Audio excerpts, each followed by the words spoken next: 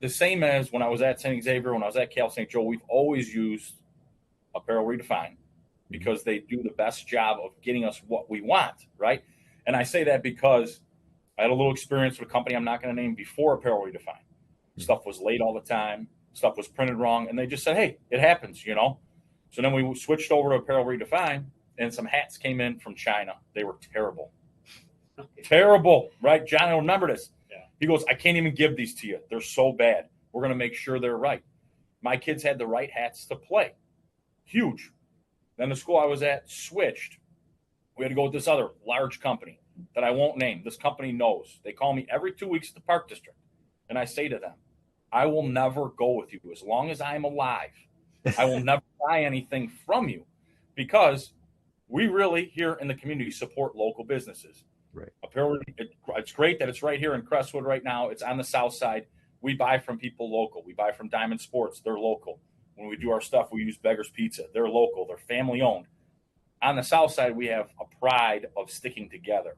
So we use a local company. But with that being said, that because they produce, John knows, and the reason I use a lot of companies I know is, and I tell people, I know them. So I know if something's wrong, I can go yell at them.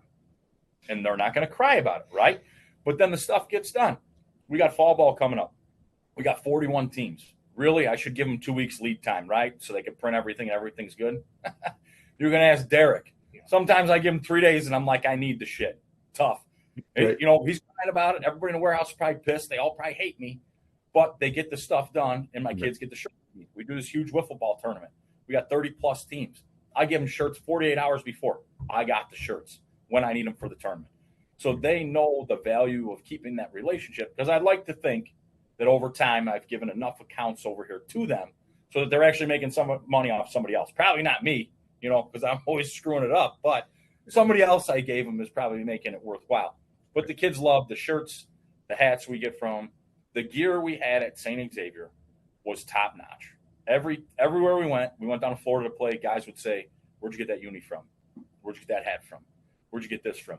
And we always had something good. And the good thing is, you know, I'm crazy like everybody else. Sometimes I think I got a great idea, and then John or Derek would say, "That's kind of going to look stupid. Maybe you shouldn't do that." So they've saved me from making some mistakes in my apparel situation, also, right? But that's the importance of local business. Like John said, you got a lot of kids that work for him that live around here. You got kids that we know that work for him that live around here.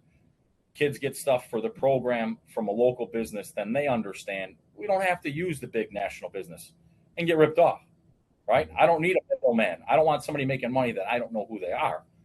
I want the money to stay in the community and then get put back into the community.